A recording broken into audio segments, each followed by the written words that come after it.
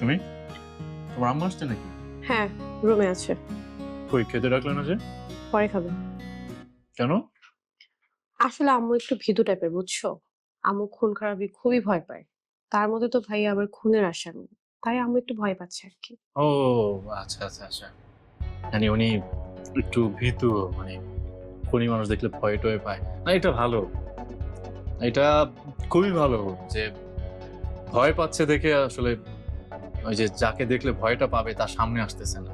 এটা খুবই ভালো। উনি যেহেতু এই বাসায় আসছে, এখন তো উনি ভয়ের জন্য আমাদের সাথে খেতেও পারবে না, আর বেশি দিন থাকতেও মনে পারবে না। চলে যাবে না তোমার আম্মু? কি ধরনের কথা বলছো তুমি? আমার মা কি তোমার বাসায় পড়ে থাকতে আসছে? আহা বৌমা, খাবারের সময় এত কথা বলছো কেন? এই ছোটখাটো বিষয় নিয়ে চুপ করে খাও তো, নে খা।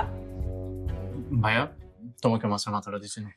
এই যা তুই, আমি জানি না ছোটবেলার থেকে তোর মাছের মাথা কত পছন্দ, তুই খাও। ভাইয়া, কি হয়েছে তোমার?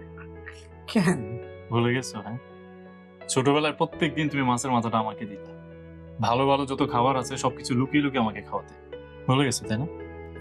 এই যে আমার আমার এখন আর মনে নেই রে, বাদ দে। থামবি শায়দ, খাবার টেবিলে এত কথা কেন? এসব তো পরেও বলা যাবে। খেতে বসছিস, খা না। এই খাও তো, খা। তোমাকে আরেকটু দেই। আরে আরে পাগল,